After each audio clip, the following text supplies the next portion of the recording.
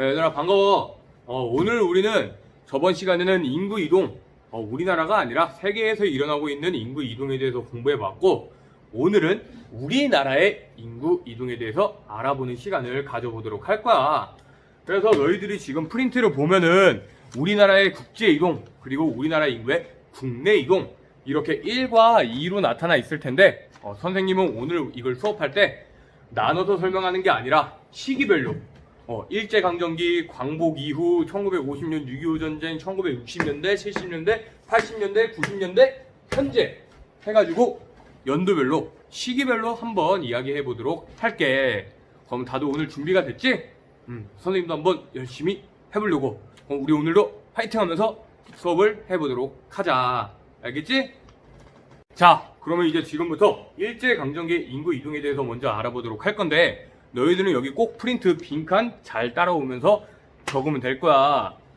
동그라미 1번이랑 빈칸 동그라미 3번에 해당되는 내용을 지금 이 파트에서 이야기하도록 할게. 자, 우리나라 일제강점기, 일본의 탄압을 피해서 우리 민족들은 결국 다른 곳으로 이동할 수밖에 없게 되었는데, 그 중에서 첫 번째로 국제이동, 우리나라 국경을 넘어서 다른 나라로 넘어갔던 걸 한번 보도록 할게. 우리나라 민족들이 일제강점기 시대 때 일본의 탄압을 피해서 저기 만주지방이라던가 러시아 사할린, 그리고 일제에 의해서 강제적으로 이주하기도 했었어. 그래서 조선인 노동지능자 막 이런 거, 그래서 일본의 식민 지배를 피해가지고 우리나라 사람들이 중국 만주 지역, 그리고 구소련의 연해주 지역으로 많은 사람들이 이동하기도 했다 이 말이야. 그리고 사할린에서 지내고 있던 우리나라 조선인들도 있었고, 그런 와중에서도 러시아에 의해서, 러시아 연해주 지역에 있던 우리나라 사람들이 러시아에 의해서 오히려 강제적으로 중앙아시아까지 이주가 되었다고 그래. 그 결과 우리 동포 중에서는 해방을 맞이하고도 우리 대한민국에 돌아오지 못한 분들도 있다는 점 너희들이 꼭 기억해 줬으면 좋겠고, 국제이동은 일제의 식민 지배를 피해서, 그래 우리나라에 있어서 총칼 맞을 바에는 그냥 차라리 중국 만주지역 아니면 해외에서 우리나라를 위해서 독립운동을 하는 거, 그러한 방법 역시 있겠지. 그리고 우리들의 자발적인 의지로 간 것뿐만 아니라 일본이 어떤 노동력을 착취하기 위해서, 그리고 우리나라 조선 여자들을 위안부 활동에 끌고 가기 위해서 강제적으로 이동한 케이스도 있다는 거 너희들이 잘 기억해 줬으면 좋겠어. 잊지 말자고. 그래서 식민 지배를 피해 중국의 만주 지역, 중국 만주, 그리고 구소련의 연해주 지역, 러시아야 연해주 지역으로 이동했다 라는 점 너희들이 잘 기억해 주고, 그럼 이제 우리나라 국내 이동에 대해서 한번 알아보도록 할 건데, 이 당시에는 북부지방, 그러니까 우리나라 지금은 북한이지, 북한 지역에서 굉장히 석탄, 어떤 철강 같은 많은 광석들이 있었다고 그래. 그렇다면 우리가 그 광석들을 캐내야겠지. 그리고 광석들을 캐기 위해선 사람들이 있어야 할 테고, 그 결과 많은 사람들이 일자리를 찾기 위해서 북부 광공업 지역으로 이동했다고 그래. 그래서 북부지방의 어떤 광공업 발달로 일자리를 찾기 위해서 지금 현재 함경도 지방으로 이주했다고 그런다 이 말이야. 그래서 함경도 지방으로 이주했다. 그래서 동그라미 3번에 들어갈 말은 바로 이 함경도고, 동그라미 1번에 들어갈 말은 바로 이 일제강점기 시대라는 거 너희들 잘 기억해줘. 잘 적어놔. 그래서 함경도 지방으로 이주하게 되었습니다. 결국 우리나라의 약간 가슴 아픈 역사였던 거지. 자, 그렇다면 이제 일제강점기 시대 때 우리나라 사람들이 해외로 또는 국내로 많은 인구 이동이 존재했었어. 자, 그렇다면 일본이 미국의 원자폭탄을 맞고 패망한 직후 우리나라가 언제 광복이 되었을까? 8월 10일 몇 년? 그러게 요즘에 이거 모르는 친구들도 많은데, 모르면 지금 알면 되지. 1945년 8월 15일에 우리 대한민국이 일본으로부터 해방되었어. 우리나라가 빛을 되찾은 순간이었지. 자, 그렇다면 광복 이후에 우리나라 인구 이동이 어떻게 일어났는지 한번 살펴보도록 하자. 자, 얘들아, 지금 이렇게 흘러나오고 있는 노래는 이 광복 당시에 우리나라에 있었던 가요라고 그래. 귀국선이란 노래야. 해방을 맞아서 이제 본국으로 우리 정든 고향으로 돌아오는 우리 동포들의 마음을 대변하는 노래다라는 거 너희들이 잘 기억해줬으면 좋겠고 한번 드러나 보라고 한번 맛보기로 선생님이 보여주신 거니까 그래서 우리 광복절 이후 우리 대한민국이 일본으로부터 해방된 이후 해외에 나갔던 많은 동포들이 우리 한국으로 귀국을 하게 되었어. 그 사람들 중에서는 너희들 우리 임시정부, 대한민국 임시정부가 어디 있었느냐? 바로 중국 상해에 있었지. 중국 상해에 있었지. 그래서 상해 임시정부 요인들이 우리 대한민국으로 돌아오게 되었고, 자 보자. 상해 임시정부 요인들, 뭐 백본 김구라든가 임시정부 요인들이 비행기를 타고 우리나라 김포 비행장에 귀국하게 되었어. 지금 여기 사진 선생님이 첨부해 줄 테니까 사진 한번 봐보고. 자, 그리고 이들뿐만 아니라 우리 만주지방에서 또는 러시아 지역에서 연해주 지역에서 독립운동을 했던 독립운동가, 뭐 조선의용군이라든지 이런 분들 역시 우리 대한민국으로 귀국을 하게 되었다 이 말이야. 독립운동가. 그 외에도 일본에 의해서 해외에 끌려갔던 우리 동포들 역시 대한민국으로 돌아오게 되었지. 그래서 이주노동자, 이런 분들이 우리 대한민국 땅으로 다시 해외에서 국내로, 해외에서 정든 고향으로, 해외에서 우리 한반도로 이동하고 있었다는 거. 그래서 우리나라 인구의 국제 이동이 지금 나타나고 있다는 거 너희들이 잘 기억해주면 좋겠어. 뭐 광복을 맞이하더라도 우리 대한민국에 아직 돌아오지 못한 많은 독립운동가 또는 일제에 맞서 싸웠던 항일 투사들의 유해가 하루빨리 우리나라에 다시 돌아오길 바라는 마음이라는 거 잘 알아줬으면 좋겠고. 자, 그렇다면 이제 우리 대한민국이 광복절을 맞이했어. 일제로부터 해방이 됐어. 우리나라 앞길에 이제 꽃길만 있을 것 같았어. 그랬었지. 광명, 빛만 있을 줄 알았어.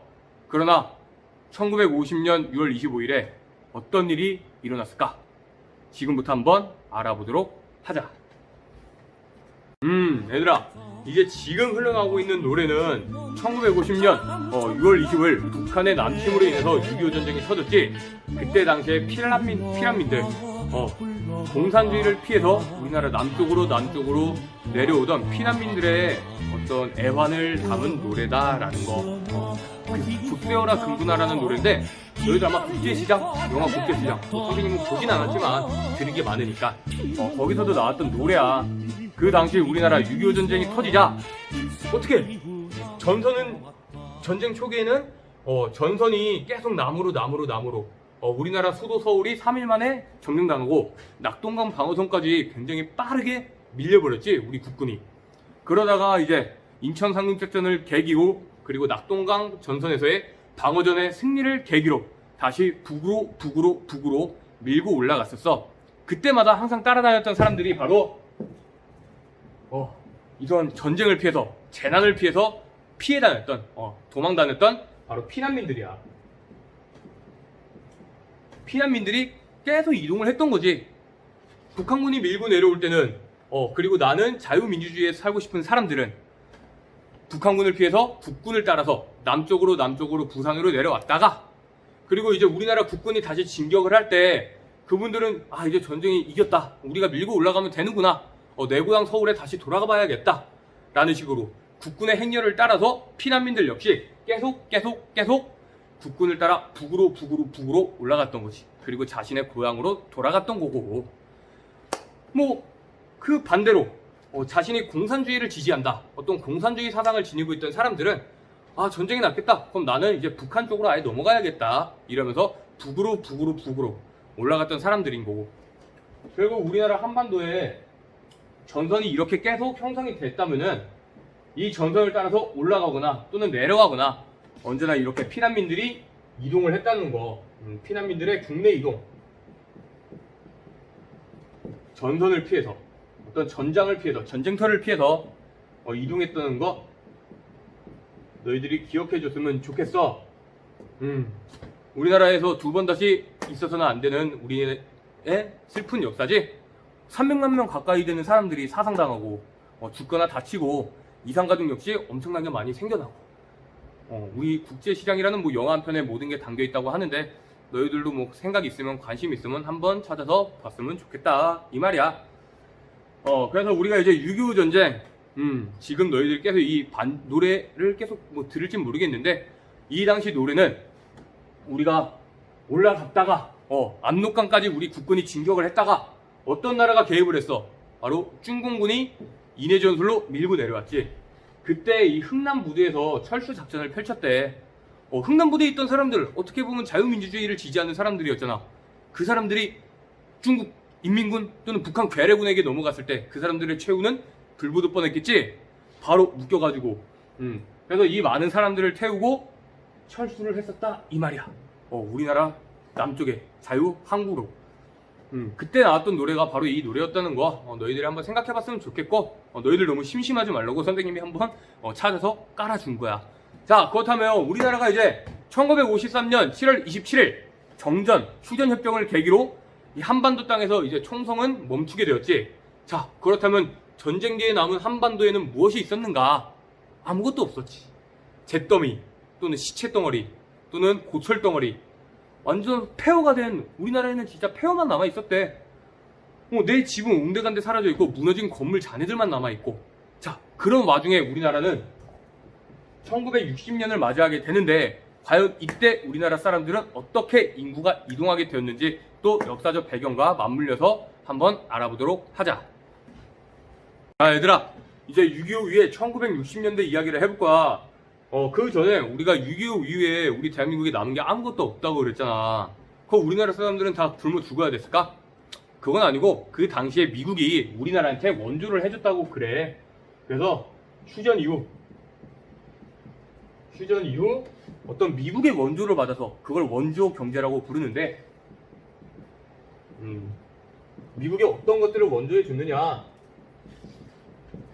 어떤 밀가루라든가 설탕이라든가 타이어라든가 재봉틀이라든가 이런 것들을 원조해 줬었대.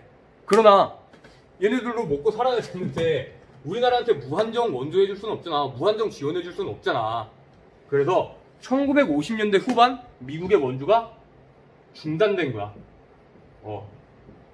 연대 말 미국의 원조가 중단되고, 우리나라는 이제 1960년대를 맞이하게 되었지. 자, 그렇다면 이제 우리 스스로 딛고 일어설 필요가 있었던 거야.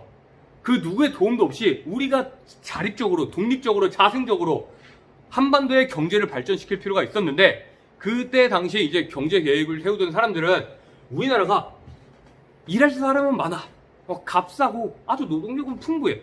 이 사람들을 활용해서 수출 주도의 산업화를 이룰 필요가 있겠구나. 그래서 수출 중심의 산업화를 이룰 필요가 있겠다 싶었는데,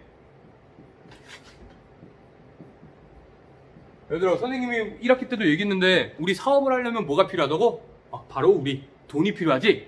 그 돈 한 푼조차 없는 이 나라에서 어떻게 우리가 사업을 펼칠 수 있겠냐 이거야. 땡전 한 푼 없는데 어떻게 공장을 세우고 어떻게 그 물건을 만들어내는 기계들을 구할 수 있겠냐. 그래서 이때 우리나라는 어떻게 돈을 마련하지 하다가 우리나라한테 기회가 찾아왔으니, 그게 바로 너희들이 들어봤을지 모르겠지만 파독 광부, 파독 간호사, 이분들이지. 그래서 당시 독일에서 이제 독일에서 광부는 굉장히 3D 업종으로 취급이 됐었대. 3D danger, difficult, dangerous, difficult, dirty, 더럽고 위험하고 어려운 직업 중에 하나가 광부였다는 거야. 그래서 우리나라에서는 이제 이 독일의 광부 역할로 하면은 돈은 그래도 많이 줄 테니까 많은 사람들이 지원을 했다 그래. 100명을 뽑는데 42,000명 가까이 되는 사람들이 지원을 했다고 그래. 실질적인 경쟁률이 1대 92. 선생님 대학교 갈 때랑 선생님 교사 될 때랑 완전 경쟁률 비교도 안 되는데, 그걸 뚫고 나서도 이제 우리나라 많은 사람들이, 우리나라 그 당시에 아버지들이 돈을 벌기 위해 독일로 갔었다 이거야. 어떤 경제적 목적으로 돈을 벌기 위해, 경제적 목적으로 하에 어떤 독일, 미국으로 이동을 했다. 실제로 많은 광부들이 독일에 갔었고 탄광에서 이렇게 광산에서 일을 하다가 실제로 목숨을 잃는 분들도 있었대. 뭐 그만큼 위험하고 어렵고 힘들었다는 얘기겠지. 그리고 뿐만 아니라 어떤 간호사 같은 경우는 당시 독일이 복지 정책이 확대되었어. 이제 누구나 쉽게 병원에 가서 의료 서비스를 받을 수 있는 상황이었지. 그때 환자들은 넘쳐나고 간호사에 대한 수요는 몹시 폭발하던 시기였어. 그러나 어떤 선진국에서 이렇게 뭐 지금 우리나라랑 비슷한 상황인데 이렇게 환자들의 어떤 똥 오줌을 수발들거나 시체를 닦거나 이런 일을 하고 싶은 사람들이 독일인 중에서는 별로 없었나 봐. 그래서 우리나라 간호사들이 우리나라에서 이제 간호대를 나온 사람들이 우리나라 여성들이 독일에 간호 업무를 하러 독일로 파견됐었다 이 말이야. 그래서 파독 광부, 파독 간호사. 그래서 이분들은 그 당시에 1년에 한 1200달러 정도의 돈을 벌었는데 그 당시에 우리나라의 국민들이 1년 동안 벌던 소득은 70달러에 불과했었대. 이 돈들을 흥청망청 거기서 썼던 게 아니라 우리 대한민국 그리운 고국으로 이 돈을 송금을 했었던 거고, 그 돈이 바로 우리나라 경제개발 5개년 계획, 그리고 우리나라의 공업화, 우리나라의 산업화의 밑거름이 됐었던 거지. 밑바탕이 됐었던 거야.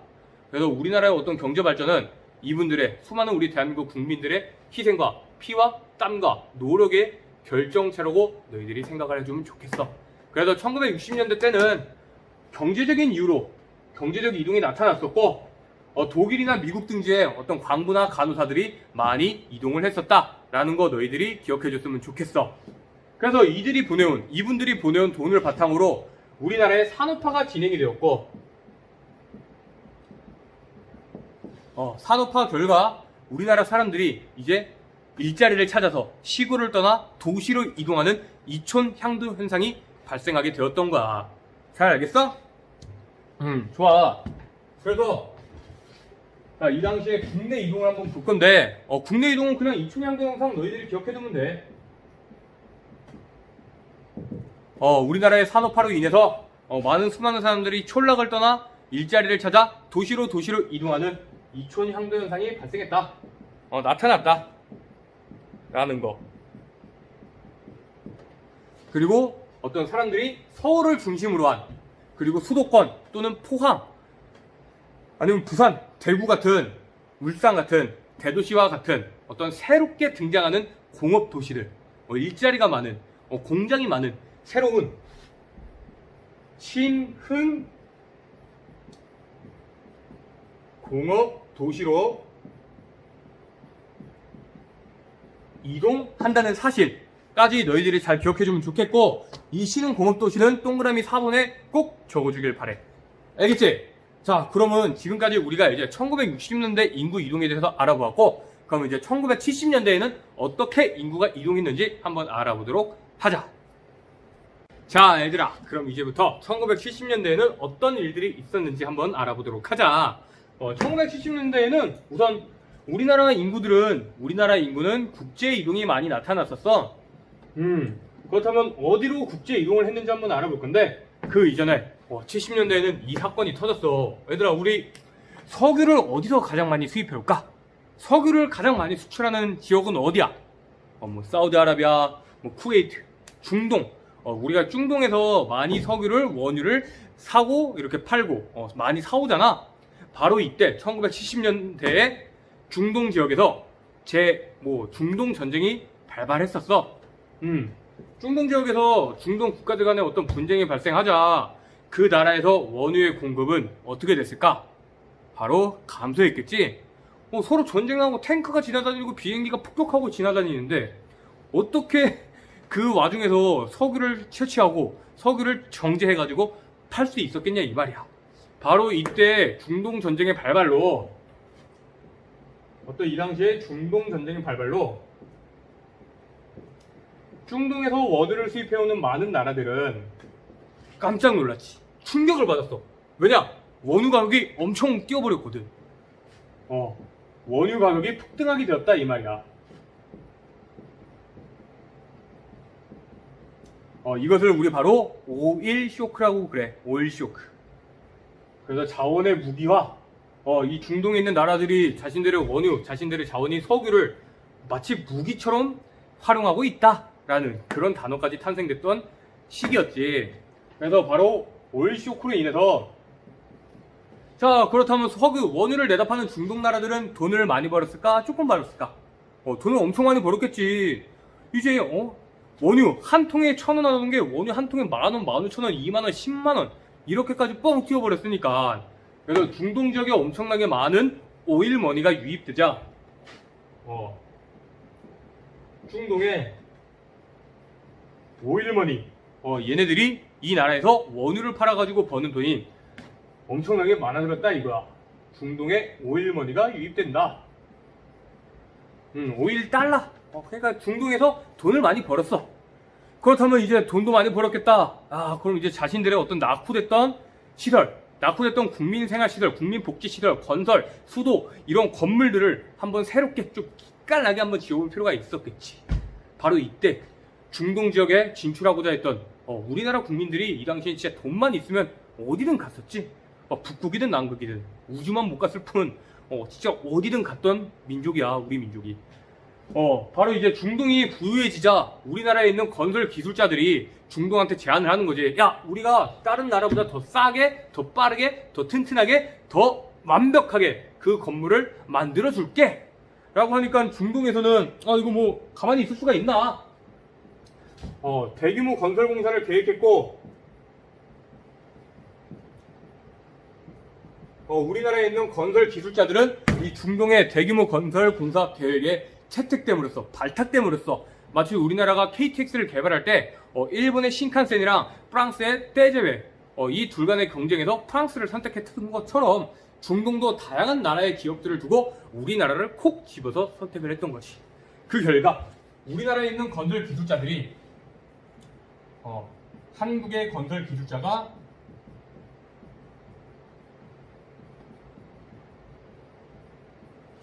서남아시아 등지로 많이 대규모로 이주를 해나갔다 이 말이지. 잘 알겠니? 그래서 어떤 서남아시아 다 원유가 나오는 지역, 원유를 통해서 원유 수출, 석유 수출을 통해서 많은 돈을 번 국가들, 서남아시아 북아프리카 지역으로 대규모 이주, 대규모 인구 이동이 있었다. 로 이동했다. 이렇게 해서 우리나라에서 건설 기술자들이 중동으로부터 벌어들인 돈이 다시 우리나라의 경제를 발전하는 밑거름이 되었다 이 말이야. 그 시기 때는 이제 미국의 베트남 전쟁, 월남전이라고 하지.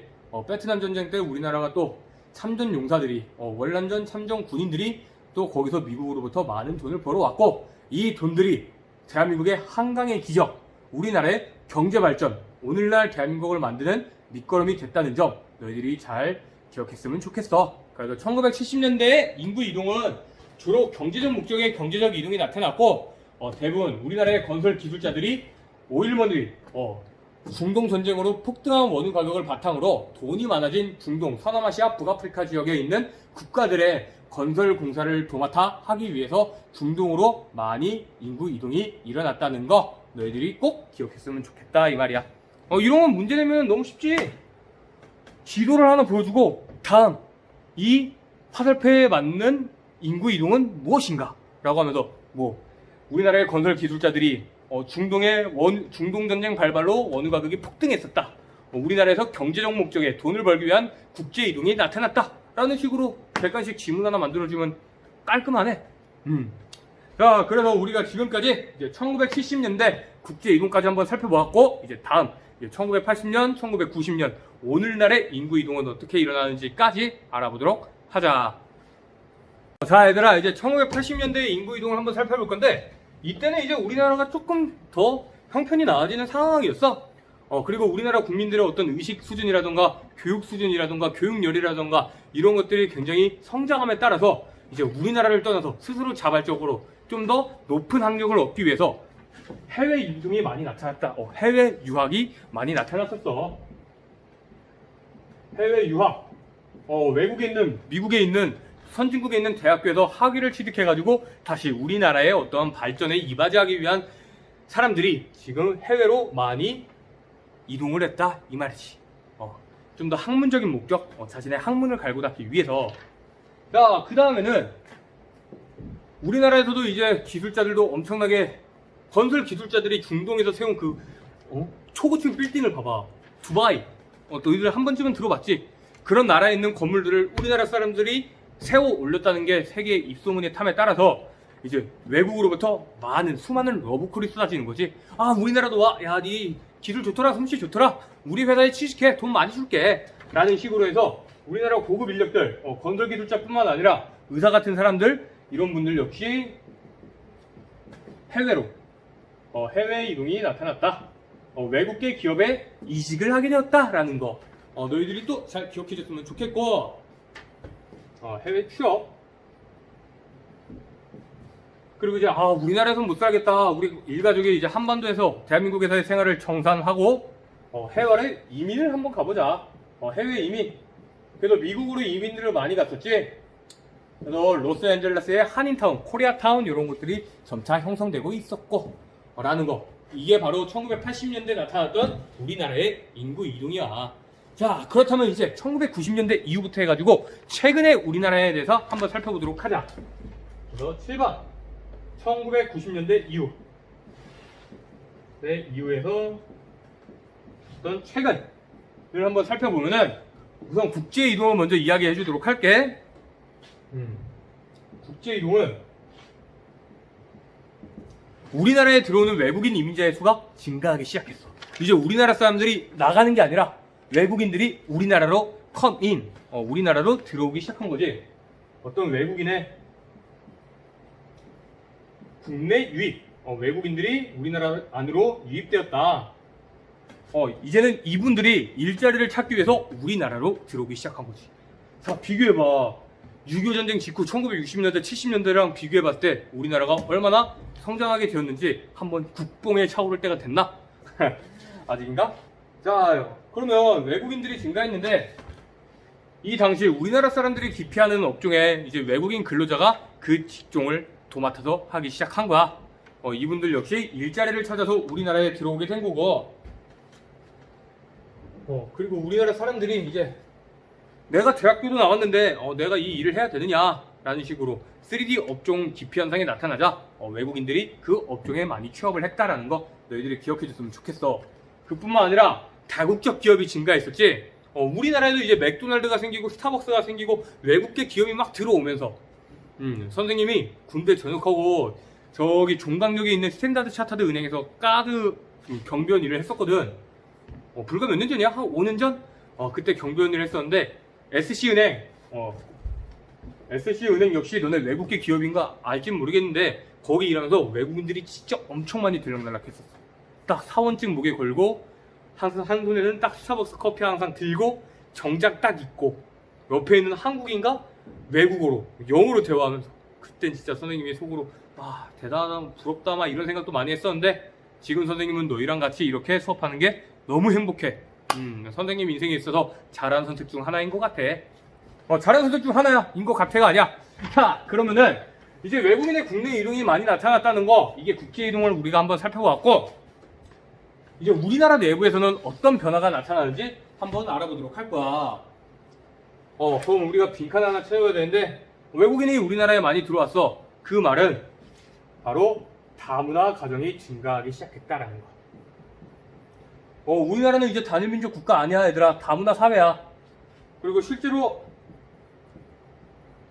우리 민족의 DNA를 조사해서 봤을 때 우리는 우리나라 사람들도 온갖 피가 다 섞였어. 단일민족이라는 말 선생님은 옛날에는 뭐 아무것도 몰랐으니까 선생님 유치원, 초등학생, 중학교, 고등학교 때까지만 해도 그게 뭔 말인지도 모르고 그냥 우리나라 좋은 나라 이랬는데 정말 부끄럽기 그지없는 생각이었더라. 어차피 다 같은 인간끼리 뭐 핏줄이 하나면 어떻고 핏줄이 여러 개면 어때? 우린 같은 사람이잖아. 여기 상처가 나면 빨간색 피가 나오는 다 같은 인간인데 그런 식으로 너희들이 편협한 사고에 매몰되지 말고 다양한 문화의 사람들을 오히려 우리가 발전할 수 있는 계기로 생각하고 한층 더 성장하고 어울릴 수 있는 우리 국가의 통합에 앞장서는 우리 봉유중학교 너희들이 되길 바래. 알겠지? 자, 그래서 다문화 가정이 증가했다라는 거 여기 빈칸 잘 채워놨으면 좋겠고, 빈칸에 동그라미 2번이야. 다문화 가정. 자, 그럼 이제 국내 이동을 한번 살펴보도록 하자. 자, 그럼 우리나라의 이제 국내 이동을 한번 알아볼 건데,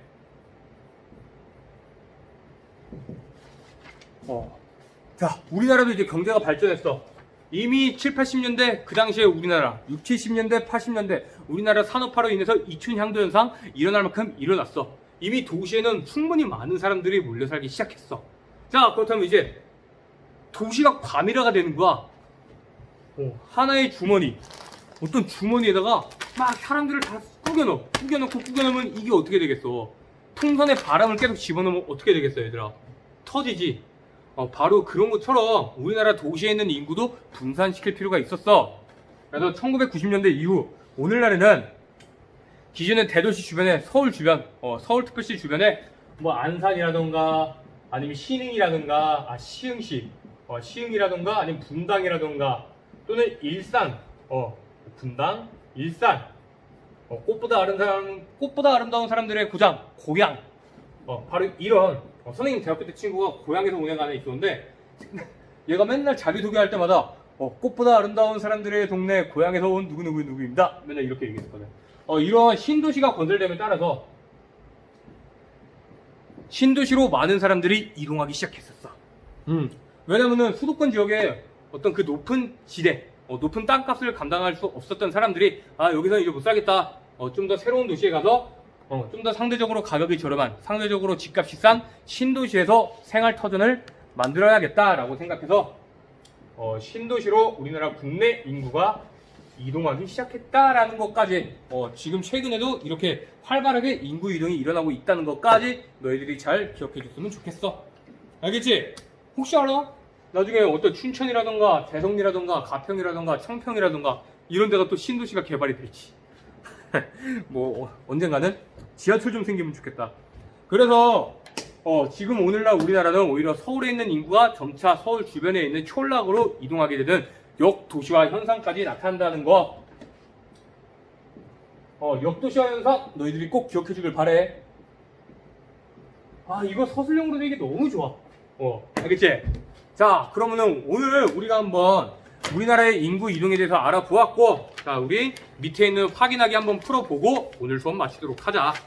자, 확인하기 1번 다음 빈칸에 들어갈 알맞을 용어를 쓰시오. 바로 1번 무엇 후에는 국외로 나갔던 동포들이 귀국하면서 대규모 인구 이동이 있었다. 무엇 이유일까? 바로 광복, 우리나라 독립, 빛을 되찾은 광복 이후에 우리나라 국내로 대규모 인구 이동이 있었고, 바로 2번 1970년대에는 서남아시아나 북부아프리카 지역으로 이 사람들이 이동하였대. 이분들은 바로 건설 기술자가 이동하였지. 잘하고 있어. 자, 괄호 3번 1960년대 이후에는 산업화로 경제가 빠르게 성장하면서 촌락의 인구가 일자리를 찾아 도시로 이동하는 이촌향도 현상이 일어났다 까지 해서 빈칸 다 채워봤고, 자, 2번 다음 내용을 읽고 맞으면 동그라미 틀리면 X로 표시하시오. 괄호 1번 일제강점기에는 경제적인 이유로 미국, 독일 등지로 인구가 이동하였다. 미국, 독일 이거 언제야? 우리나라 6.25 전쟁 직후 우리나라 스스로 경제 성장을 하기 위해서 독일의 광부, 간호사들이 이동했었던 1960년대 이야기지. 그래서 이것은 X고, 괄호 2번 1980년대부터 경제 수준이 높아지면서 외국 유학이나 고급 인력들의 해외 취업 등이 늘고 있다. 동그라미야, X야. 동그라미지. 우리나라가 이제 80년대 이후에는 우리나라 사람들이 해외로 유학 가거나 우리나라 고급 인력들이 해외로 취업하거나 또는 좀 더 나은 생활을 찾아서 해외로 이민하는 해외 이민, 어떤 국제 이동이 나타나고 있어. 그래서 정답은 동그라미. 자, 이제 괄호 3번 최근 동남아시아 등지에서는 취업을 위해 우리나라로 이주해오는 외국인이 증가함에 따라 우리나라의 국제 결혼이 증가하고 있다. 맞을까 틀릴까? 맞지. 그래서 우리가 국제 결혼, 가족을 다룬 영화도 이제 많이 개봉하고 있는 추세고, 우리나라 사람들도 이제 더 이상 단일 민족이 아닌 다문화 국가로, 다문화 사회로 접어들 필요가 있다는 거 너희들이 꼭 명심해줬으면 좋겠어. 알겠지? 자, 이제 마지막 3번 다음 인구 이동이 두드러지게 나타난 시기를 보기에서 골라 기호를 쓰시오. 자, 괄호 1번 남쪽 지방으로의 피난. 이거 언제야? 그치, 6.25 전쟁. 전쟁터를 피해가지고 남으로 자유민주주의를 찾아서 북한의 공산주의를 피해서 남쪽 부산으로 피난민들이 이동했었지. 그래서 가로 1번의 정답은 니은. 그리고 가로 2번 도시 주변 지역이나 촌락으로 이동했던 거, 이것은 바로 리을. 1990년대 이후 우리가 이제 도시의 과밀화에 따라서 사람들이 오히려 쾌적한 생활 환경을 찾아 촌락으로 이동하는 역도시화 현상이 나타나는 거, 리을 1990년대 이후 잘 기억하고. 자, 괄호 3번 수도권, 대도시, 신흥 공업도시로의 이동은 언제였을까? 바로 우리나라 한창 경제 발전이 이루어지고 있었던, 우리나라의 산업화가 이루어지고 있었던 1960년대에서 80년대 사이인 바로 디귿이래겠지. 자, 그럼 오늘 우리 인구 이동까지 다 살펴보았고, 이제 우리 다음 주에는 학교에서 만나게 될지 모르겠지만 다음 시간에 만나도록 하자. 다들 오늘 하루 고생했고 프린트 빈칸 꼭 잘 채우길 바래. 고생 많았어.